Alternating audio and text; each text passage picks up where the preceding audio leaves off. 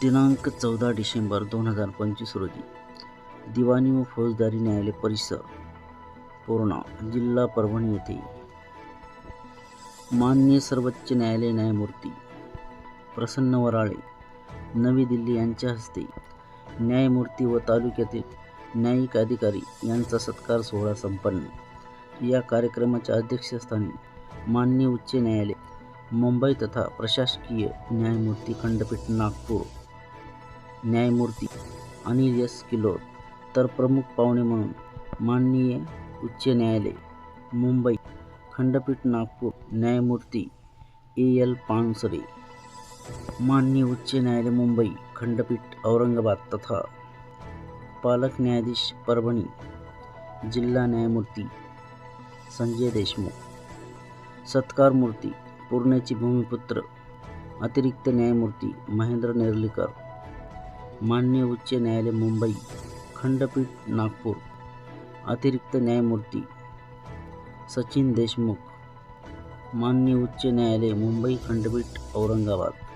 प्रमुख उपस्थिती श्रीमती उज्ज्वला नंदेश्वर, प्रमुख जिल्हा व सत्र न्यायाधीश परभणी सतीश देशमुख, सदस्य विधिज्ञ परिषद मुंबई व गोवा, न्यायाधीश गजानन जानकर, दिवाणी न्यायाधीश कनिष्ठ स्तर पूर्णा यांच्या मार्गदर्शनाखाली कार्यक्रमाचे आयोजन पूर्णा वकील संघाचे अध्यक्ष ॲडव्होकेट सुरेश सूर्यवंशी, सचिव ॲडव्होकेट ए.बी. शेख व वकील संघाचे पदाधिकारी advocate Gaikwad, advocate Pramod Khandare, advocate Vaidyanath Lande, advocate Swapnil Jamdhade, Purna न्यायालय येथील ॲडव्होकेट सय्यद व संपूर्ण वकील संघ व इतर जिल्ह्यातील वकील मंडळी निमंत्रित मान्यवर मोठ्या संख्येने उपस्थित होते। आपण पाहूयात न्यूज लोक जागृतीने घेतलेल्या सविस्तर वृत्तांसह रवींद्र नावाडे, पूर्णा।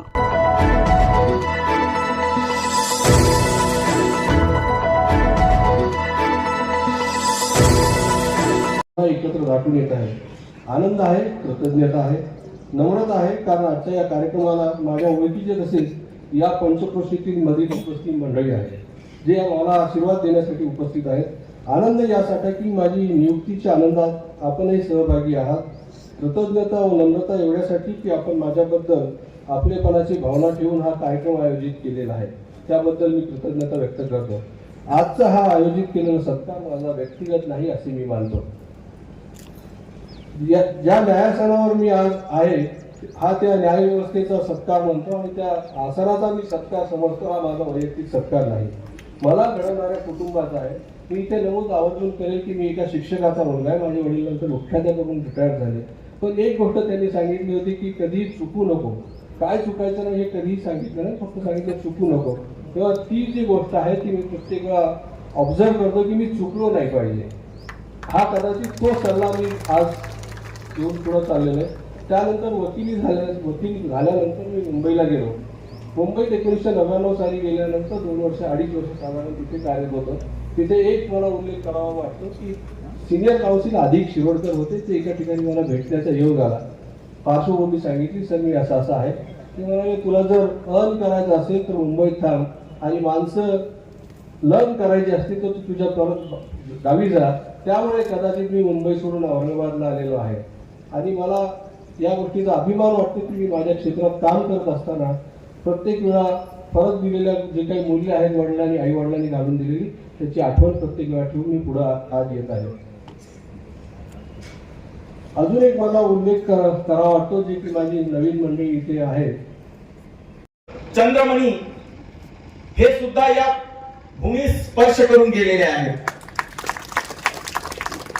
त्याचबरोबर कदाचित नवीन पिढीला माहित नसेल पण संत गाडगे बाबा सुद्धा या भूमीला येऊन गेलेले आहेत। तशी ही पूर्णा नगरी ही पावन भूमी मानल्या जाते। सर आज मी उच्च न्यायालयाचा न्यायमूर्ती झालो तरी माझे पायमुळे या पूर्णेच्या मातीमध्ये आहे आणि सदैव राहणारच आहे। माझा जन्म इथलाच आहे। माझ्या वडिलांनी माझ्या आईंनी जे आमच्या भावंडांसाठी परिश्रम घेतले, कदाचितच ते प्रत्येक आई वडील घेतात, पण आम्ही जे अनुभवलं, सर आपल्याला एकच सांगतो की नेर्लीकर परिवाराचं जरी नाव मोठं असलं तरी नेर्लीकर परिवार हा सदैव जमिनीवर राहिलेला आहे. आज माझ्या घरात माझ्यापेक्षा मोठे बंधू राजेश नेर्लीकर हा न्यायिक अधिकारी आहे, माझा पुतण्या भूषण नेर्लीकर हा न्यायिक अधिकारी आहे. तर वडिलांनी आम्हाला फक्त एकच शिकवलं की शिक्षण घ्या. शिक्षणाव्यतिरिक्त आपल्या समाजाला पर्याय नाही. कारण वडिलांनी जे सोचलं होतं, जे बघितलं होतं, बाबासाहेबांसोबत डॉक्टर बाबासाहेबांसोबत काम केलेलं होतं, त्याची ऊर्जा म्हणून पुणेमध्ये स्वातंत्र्यपूर्व काळातील विद्यार्थ्यांसाठी शिकणारं हे हॉस्टेल, राहण्यासाठी हॉस्टेल निर्माण केलं आणि त्या माध्यमातून हजारो विद्यार्थी आजपर्यंत बाहेर पडलेले आहेत शिकून. त्याच्यामुळे आम्हाला सामाजिक, माझ्या परिवाराला सामाजिक जाण आहे. दुसरी गोष्ट सांगायची म्हणजे मी जेव्हा लहान होतो, मी आता जे येत होतो, मी माझं पूर्ण बालपण आठवत होतो. माझ्यासोबत माझे मित्र हे आम्ही आमच्या घरासमोर गोट्या खेळायचो.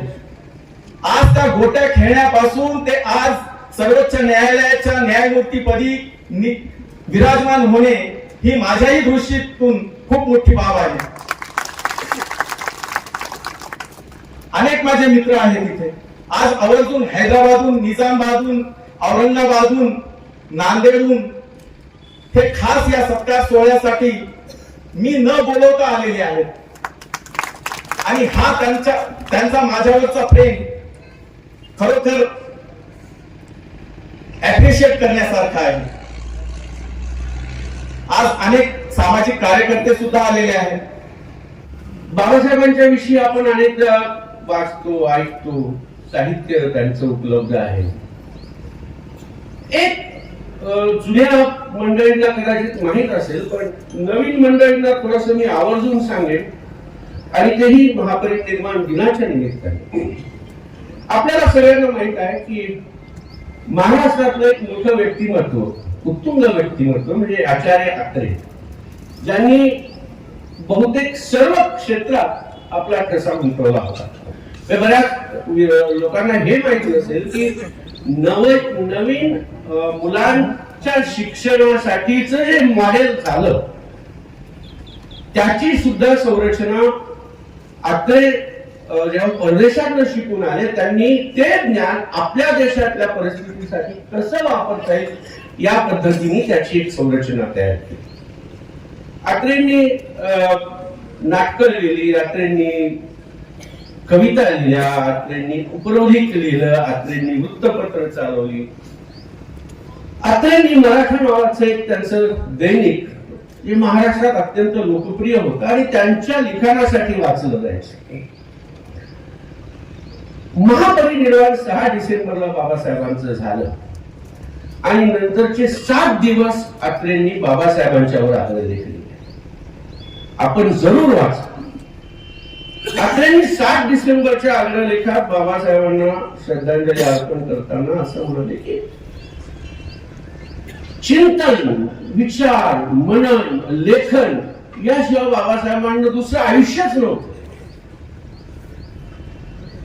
पूर्वीच्या ऋषींच्या तुलनेतला आणि आधुनिक तत्वज्ञांच्या रांगेत जसं की न्यायमूर्ती महादेव गोविंद रानडे असतील, काशीनाथ तेलंग असतील, भांडारकर असतील, भांडारकरांचं नाव संशोधनामध्ये, विशेषतः प्राच्य विद्या संरक्षण संशोधनामध्ये अत्यंत आदराने घेतलं जातं.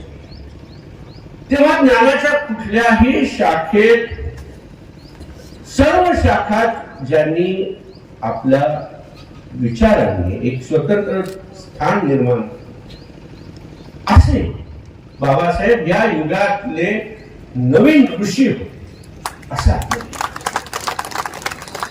आत्रेंनी पुन्हा एका बाबासाहेबांच्या जिव्हाळ्याच्या विषयाचा उल्लेख केला आहे, तो म्हणजे हिंदू कोड. आपण काही लोकांना कल्पना असेल, बाबासाहेबांच्या हा जिव्हाळ्याचा विषय यासाठी होता की बाबासाहेबांनी असं म्हटलं होतं की या देशातल्या दलित पददलितांपेक्षाही दलित शोषित कुणी असेल तर ती म्हणजे या देशातली स्त्री, आणि त्या स्त्रीला समानतेची संधी मिळावी, समानतेची वागणूक मिळावी, हे माझं स्वप्न, आणि त्या स्वप्नाची पूर्ती हिंदू कोड बिलामुळे होईल. हिंदू कोड बिलाला विरोध झाला आणि अत्रेंनी लिहिलं की अत्रेंचे शब्द पहा की बाबासाहेब आंबेडकरांनी देवासारखा हात पुढे केलेला असताना हिंदू समाजाने तो हात झिडकारून स्वतःची 5000 वर्षांची हानी केली, असा अत्रेंनी लिहिला. आणि जेव्हा केव्हा कधी कधी हे आपण ज्याला सोशल मीडिया म्हणतो किंवा ही जी माध्यम आहेत, तेव्हा काही वेळा असं पाहण्यात येतं की बाबासाहेबांच्या बद्दल बघण्याचा अजूनही अनेकांचा दृष्टिकोन हा एकांगी आहे. अजूनही बाबासाहेबांच्याकडे आपण फक्त घटनेचे शिल्पकार, घटना बाबासाहेबांनी दिली एवढ्या पुरतं पाहतो. आणि काही वेळा मला याची खंत आहे, आणि ते मी आपल्या समोर सांगणार आहे की जेव्हा अशा पद्धतीचे उल्लेख होतात की बाबासाहेबांनी संविधानाने आरक्षण दिलं आणि गुणवत्तेचे मारेकरी तयार झाले, आणि हे आम्हाला संविधानाने दिलं असं म्हणणाऱ्या महिला असतात, ज्या महिलांसाठी बाबासाहेबांनी आपलं स्वप्न हिंदू कोड बिल म्हणून सांगितलं आणि अत्र्यांनी लिहिलं की देवासारखा दिलेला हात हिंदू समाजाने झिडकारला आणि 5000 वर्ष त्या समाजाला मागे नेलं, त्याबद्दल एक शब्दही माहीत न करून घेता जेव्हा कुणीतरी अशा पद्धतीने व्यक्त होत तेव्हा मला खंत वाटते, वाईट वाटतं, दुःख वाटतं. आणि म्हणूनच मला नेहमी असं वाटतं की बाबासाहेब हे अजूनही आपल्या पर्यंत म्हणावे तसे पोहोचलेले नाहीत. बाबासाहेबांचं प्रकांड पांडित्य, विद्वान तपस्वी म्हणून असलेली त्यांची हिमालया एवढी उंची ही अजूनही आम्ही पाहू शकलेलो नाही. आम्ही आमच्या छोट्याशा चष्म्यातनं बाबासाहेबांच्याकडे पाहण्याचा प्रयत्न करतो आणि मग आम्हाला दिसतात ते बाबासाहेब कसे असतील याची कल्पना करा, जेव्हा की तो महामानव हा हिमालयाच्या उंचीचा. तर अशा पद्धतीच्या त्या महामानवाने ज्यांची कुळं उद्धारली त्यापैकी आम्ही आहोत. आणि महेंद्र आज अभिमानाने आज एक वसा घेऊन जेव्हा तो म्हणाला की सामाजिक परिस्थितीची मला जाणीव आहे आणि जेव्हा न्यायमूर्ती म्हणून मी काम करेल तेव्हा माझ्या मनात तो विचार असेल आणि त्या पद्धतीने मी काम करेल. आणि म्हणूनच हेच आम्हा न्यायमूर्तींचं कर्तव्य, जसं किलोर साहेबांनी खूप छान सांगितलं की संविधानाने दिलेली जबाबदारी आणि संविधानाचं विहित कर्तव्य हे आम्हाला पार पाडतं आणि त्या पद्धतीने आम्हाला काम केलं. जेव्हा मी हा थोडासा खंत व्यक्त केली, बाबासाहेबांचा प्रसंग एक 5 मिनिटात सांगतो मला का खंत वाटते. बाबासाहेब जेव्हा PA सोसायटीच्या कामांसाठी औरंगाबादला येत होते त्यावेळी माझे वडील विद्यार्थी होते आणि त्यांनी त्या काळात असं ठरवलं की आपण एक मंडळ स्थापन करूया, बोधी विचार मंडळ, अभ्यास मंडळ. आणि त्या मंडळाद्वारे आपण प्राध्यापकांना सांगू विनंती करून त्यांचे भाषण किंवा विद्यार्थ्यांना त्यांचे विचार ऐकता येतील आणि त्याची सुरुवात आपण बाबासाहेबांच्या भाषणापासून करूया. त्यांनी माझ्याकडे अनेकदा बाबासाहेबांच्याकडे जायचे, हक्काने बाबासाहेबांना त्यांना थांबवून घ्यायचे, अभ्यास करायचे. तर त्यांना वाटलं की बाबासाहेब हो म्हणतील आणि बाबासाहेबांना हळू थोडीस घाबरत ती संकल्पना सांगितली. तर बाबासाहेब नाही, माझी तब्येत बरी नाही, त्यांनी तुला काय करायचं तू कर, कुणाला बोलवायचं बोलव. माझे वडील हिरमुसले परत गेले. परत काही दिवसांनी प्रयत्न केला. यावेळी ते माईसाहेबांना म्हणाले, त्यांची मध्यस्थी केली.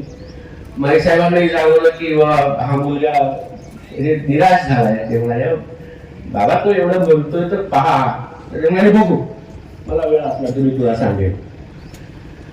मग नंतर चिटणीस साहेबांनी मध्यस्थी केली आणि एक दिवस शेवटी ठरला की बाबासाहेब त्या बुधी मंडळाचं उद्घाटन करतील आणि त्यांच्या भाषणाने. पण बाबासाहेबांना थकवा येत असल्यामुळे मग असं ठरवलं की कुठल्या हॉलमध्ये करण्याऐवजी किंवा जिथे खूप चालावं लागेल असं नको, तर लॅबोरेटरी, सायन्स लॅबोरेटरी आणि क्लासरूम मिलिंद महाविद्यालयातला जे आहे ते तिथे एक छोटासा असा चौसोपी भाग होता की जिथे एक तात्पुरतं स्टेज सारखं करता येईल आणि विद्यार्थ्यांना बसता येईल अशा पद्धतीची रचना. ही सगळी तयारी झाली. बाबासाहेब येणार म्हणून आमच्यासाठी आपण सगळ्यांनी प्रेमान तसं या मंडळाच्या विद्यार्थ्यांनी ते सगळं आणलं आणि सकाळी गेले. त्या दिवशी काही कारणामुळे बाबासाहेबांची तब्येतही ठीक नव्हती. बाबासाहेब कदाचित वेगळ्या काही विचारात होते. त्यांनी सगळं धुडकावून लावलं, नाही म्हणे आज मला वेळ नाही, माझी तब्येतही बरी नाही. मग प्रयत्न करायचा म्हणून माईसाहेब म्हणाले अहो पहा त्यांनी शाल वगैरे सगळं आणून ठेवलेलं आहे. म्हणाले किती पैसे झाले त्याचे त्याला देऊन टाक, पाठवून ठेवले. ते म्हणाले बाबा पैशाचा प्रश्न नाही, मुलं सगळी तुमच्यासाठी थांबली आहेत वगैरे. मग सगळी आजवळ झाल्यानंतर ते हो म्हणाले.